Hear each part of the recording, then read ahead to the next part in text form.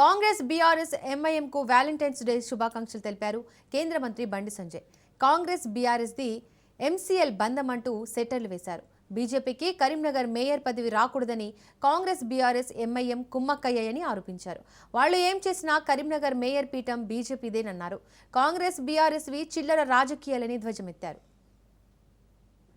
రేవంత్ రెడ్డి గారు చాలాసార్లు మరి ఫెవికాల్ బంధం అని నేను అంటున్నా, మీది బీఆర్ఎస్ది ఎంసీల్ బంధం. ఫెవికాల్ అంటే కేవలం వైట్ ద్రవ పదార్థమే. అది ఎంసీల్ అంటే రంగురంగులతోని ప్లాస్టిక్ పైపులను అంటు పెట్టచ్చు, ఐరన్ పైపులను అంటు పెట్టచ్చు. అంత ఎంసీల్ బంధం.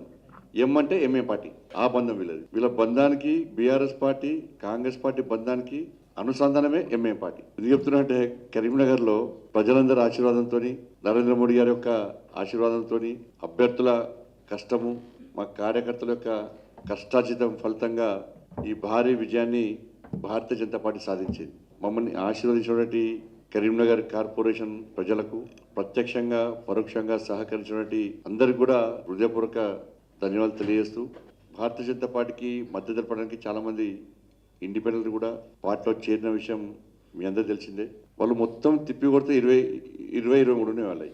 Congress, BRS, MIM Madhava magic figure దాటింది మరి. ఈ టైంలో ఎట్టి బస్సులో భారతీయ జనతా పార్టీని మేయర్ కానివ్వద్దు అని చెప్పి ఈ 3 పార్టీలు ఒకటైనాయి. వీళ్ళ చిల్లర రాజకీయాలు, వీళ్ళ కుట్రలు, వీళ్ళ కుతంత్రాలన్నీ కూడా కరీంనగర్ వేదికగా బయటపడబోతున్నాయి. వీళ్ళ దిగజాడు రాజకీయాలు ప్రజలు గమనిస్తున్నారు. ఎంఏ పార్టీ చెప్తున్నది మీరు ఇద్దరు ఉంటాడుకోకూరి మేయర్ మాకిరని వాళ్ళు అంటున్నారు.